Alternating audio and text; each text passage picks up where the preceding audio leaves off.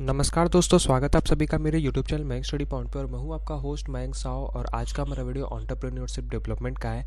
आज का ये वीडियो बहुत इंपॉर्टेंट है क्योंकि आज के इस वीडियो में हम लोग जानेंगे गवर्नमेंट का क्या रोल होता है एक एंटरप्रेन्योरशिप को डेवलपमेंट करने में। खासकर इंडिया के अंदर क्या रोल है उसके बारे में जानेंगे। तो चलिए वीडियो में आगे बढ़ते हैं। और वीडियो में आगे बढ़ने से पहले अगर आप सभी ने मेरे चैनल को अभी तक सब्सक्राइब नहीं किया है तो प्लीज़ चैनल को सब्सक्राइब कीजिए और प्रेस करिए बेल आइकन को भी, ताकि आपको हमारे आने वाले वीडियो का नोटिफिकेशन तुरंत मिले और आप उसे मिस ना कर सके। तो बढ़ते हैं आज के अपने टॉपिक की तरफ। तो चलिए आज कुछ नया सीख लेते हैं।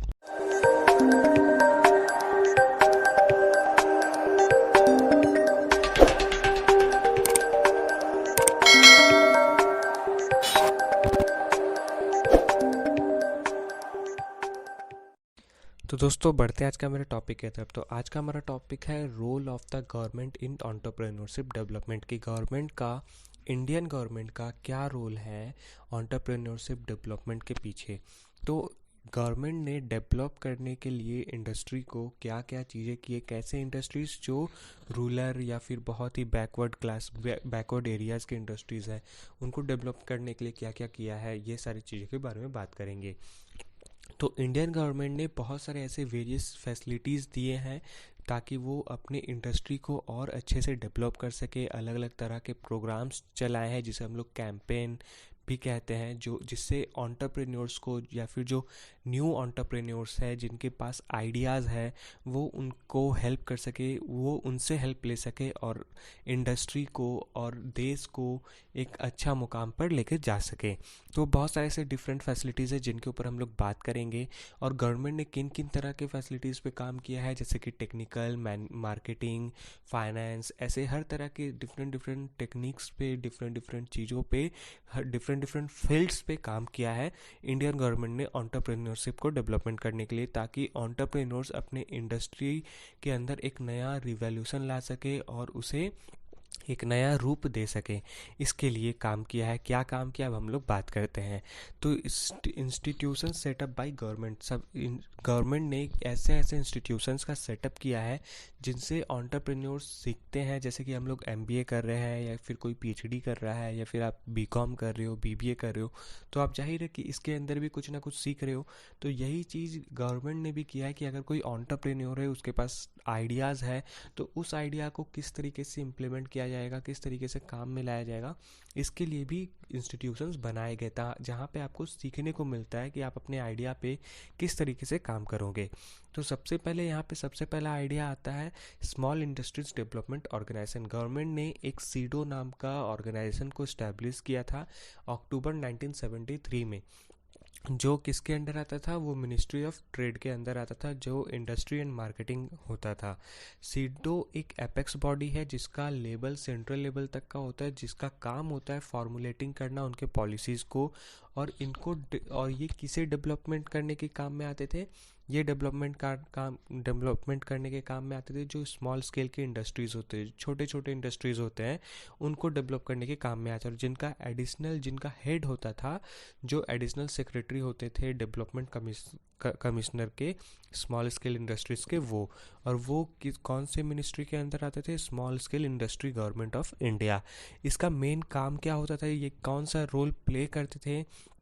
तो इसका सबसे इम्पॉर्टेंट और सबसे मेन रोल था कि इकोनॉमिक में डेवलप करना, जो इंडिया का सबसे इम्पॉर्टेंट पिलर कहा जाता है। इंडिया का या फिर किसी भी कंट्री का सबसे इम्पॉर्टेंट पिलर होता है उसका इकोनॉमी। अगर इकोनॉमी अच्छा होगा उस कंट्री का तो देश अपने आप अच्छा हो जाएगा। तो सीडो एक यही रोल प्ले करता है कि आपका एक देश का इकोनॉमी को किस तरीके से बढ़ाए, उसके ऊपर काम करता है। और साथ में सीडो एंटरप्रेन्योर्स को क्या हेल्प करता है, वो एंटरप्रेन्योरशिप को हेल्प करता है कि वो आगे प्रमोट करता है कि उसे किस तरीके से करना चाहिए, उसको एक्सटेंड कितना करना चाहिए, उसको कॉम्प्रिहेंसिव प्लान्स क्या होने चाहिए, ये सारी चीज़ों से सीडो हेल्प करता है अपने एंटरप्रेन्योर्स को और गवर्नमेंट को। ये हो गया पहला इंस्टीट्यूशन। दूसरा इंस्टीट्यूशन क्या था, मैनेजमेंट डेवलपमेंट इंस्टीट्यूट, MDI, जो आपको नीचे तस्वीर में दिख रहा है। इसके अंदर ये कहाँ पे बेस्ड है, ये हरियाणा में बेस्ड है, जो कि 1973 में ये भी इस्टेब्लिश्ड हुआ था। और जिनको स्पॉन्सर किया था industrial finance corporation of India ने। और इसका ऑब्जेक्टिव क्या था, मैनेजरियल इफेक्टिवनेस जो इंडस्ट्री के मैनेजरियल इफेक्टिव होते थे, इफेक्टिवनेस को इम्प्रूव करना। और ये किसके अंदर कंडक्ट होता था? मैनेजमेंट डेवलपमेंट प्रोग्राम जो है ये अलग अलग तरह के वेरियस फील्ड को कंडक्ट करता था, जिसके अंदर इंक्लूड होता था अलग अलग तरह के प्रोग्राम्स, जिसमें officer of IAS, IES, BHEL, ONGC और दूसरे तरह के जो पीएसयूज होते थे वो लीड करते थे इन तरह के मैनेजमेंट डेवलपमेंट इंस्टीट्यूट के अंदर और इन तरह के प्रोग्राम्स के अंदर। फिर हम लोग बात करते हैं इंस्टीट्यूशन सेटअप बाय गवर्नमेंट। तीसरा क्या होता था? Entrepreneurship development institute of India, EDI. Entrepreneurship development institute of India में एक ऑटोनोमस तरीके का काम होता था, जिसको हम लोग नॉट फॉर प्रॉफिट इंस्टीट्यूट भी कहते थे, जो 1983 में सेटअप किया गया था और जिनको स्पॉन्सर किया था apex financial institution, the IDBI bank limited, IFCI limited, ICICI bank limited और अदर और स्टेट बैंक ऑफ इंडिया जो थे, उन्होंने इसका स्पॉन्सरशिप किया था, फाइनेंशियली तरीके से हेल्प किया था। EDI has helped set up to 12 state level exclusive entrepreneurship development centre and institutes. और ईडीआई ने हेल्प किया था 12 स्टेट लेवल के एक्सक्लूसिव एंटरप्रेन्योरशिप डेवलपमेंट सेंटर बनाने में। अलग अलग तरह के 12 ऐसे एंटरप्रेन्योरशिप डेवलपमेंट सेंटर्स और इंस्टीट्यूट बनाने में इन्हें हेल्प किया गया था, जहाँ पे बहुत सारे ऐसे स्टूडेंट्स होते हैं जो एंटरप्रेन्योरशिप सीखते हैं कि एंटरप्रेन्योर क्या करते हैं, क्या कैसे किया जाता है, उनका क्या स्टेप होता है कोई भी स्टार्टअप को आगे करने के लिए। ये सारे इंस्टीट्यूशंस के नाम है। ये ही प्ले होता है गवर्नमेंट का काम, गवर्नमेंट ने उसके लिए क्या काम किया है। वैसे अगर आप देखोगे तो बहुत सारे गवर्नमेंट ने स्कीम्स भी चला रखे हैं, तो उन स्कीम्स के बारे में हम लोग नेक्स्ट वीडियो में बात करेंगे। वो उन स्कीम्स के बारे में हम लोग कैसे बात करेंगे, कैसे पहचानेंगे कि गवर्नमेंट ने कौन से स्कीम के ऊपर काम किया है और कैसे हम लोग को वो स्कीम मिलेगा। अगर आप भी एंटरप्रेन्योर है तो वो स्कीम आपके ऊपर कैसे मिलेगा, इसके ऊपर बात करेंगे। फिर चौथा आता है all India small scale industry board, AISSIB.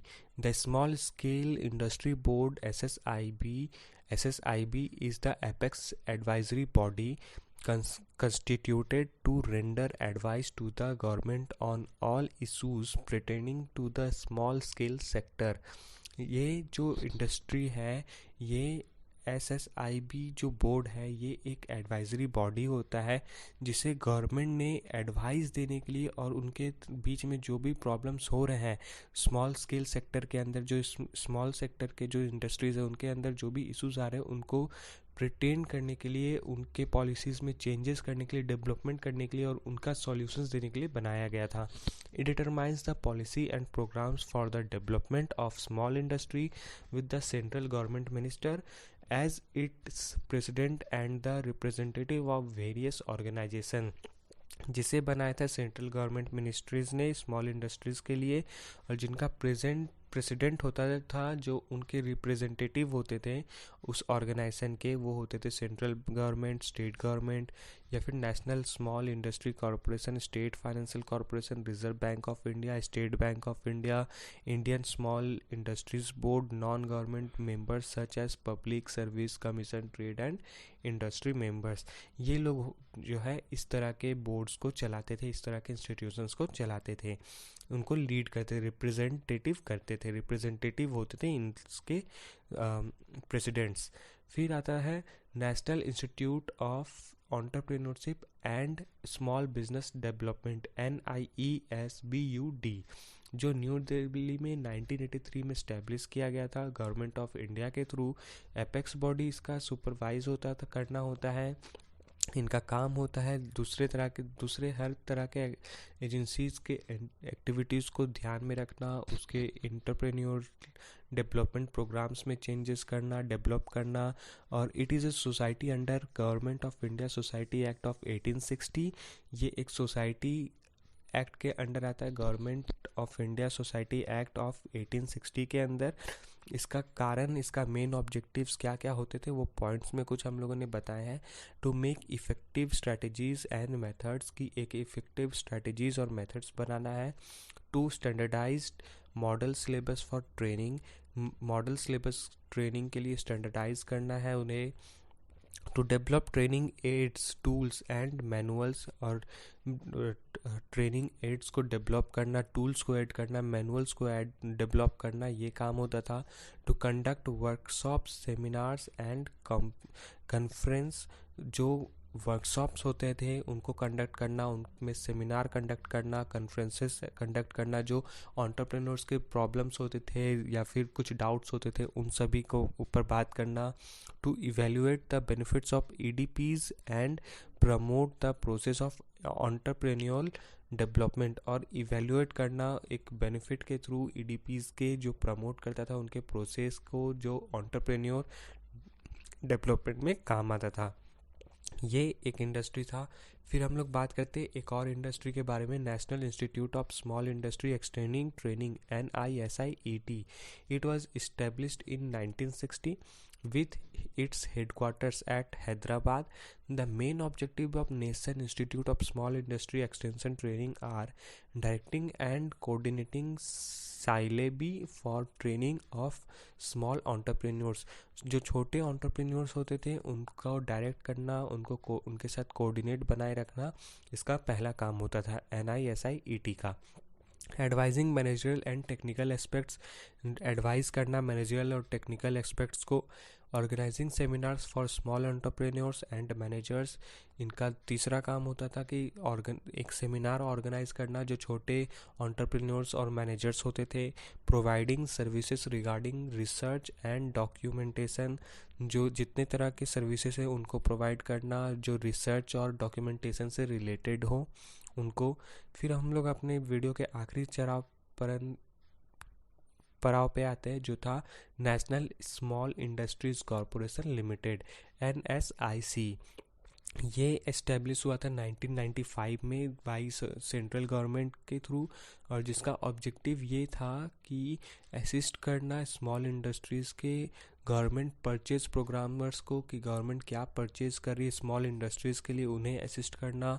The corporation provides the vast market for the product, और गवर्नमेंट जहाँ पे बहुत बड़ा मार्केट का प्रोडक्ट प्रोवाइड करते थे स्मॉल इंडस्ट्रीज़ को, जहाँ से मार्केटिंग नेटवर्क बड़ा होता था। It also assists the small units in exporting their products in foreign market, और ये एक दूसरे तरीके से भी हेल्प करता है स्मॉल यूनिट्स में, एक असिस्ट करता है जो इंपोर्ट एक्सपोर्ट होता है उसमें एक्सपोर्टिंग में हेल्प करता था, फॉरेन मार्केट में या फिर फॉरेन कंट्री में अपने प्रोडक्ट को भेजना, ये इनका काम होता था और इसमें ये हेल्प करते थे। तो दोस्तों आज के लिए बस इतना ही। उम्मीद करता हूँ कि आप सभी को मेरा वीडियो पसंद आया होगा। तो जाते थे वीडियो को लाइक करें, और अगर आप चैनल पर न्यू है तो चैनल को सब्सक्राइब करें, प्रेस करें बेल आइकन को भी, ताकि आपको हमारे आने वाले वीडियो का नोटिफिकेशन तुरंत मिले और आप उसे मिस ना कर सकें। तो मिलते हैं हमारे अगले वीडियो पे, तब तक के लिए जुड़े रहे मैंग स्टडी पॉइंट के साथ। वीडियो को पूरा देखने का आपका बहुत बहुत शुक्रिया। अगर वीडियो पसंद आए तो प्लीज़ लाइक कीजिए और अपने दोस्तों को भी ज़रूर शेयर कीजिए।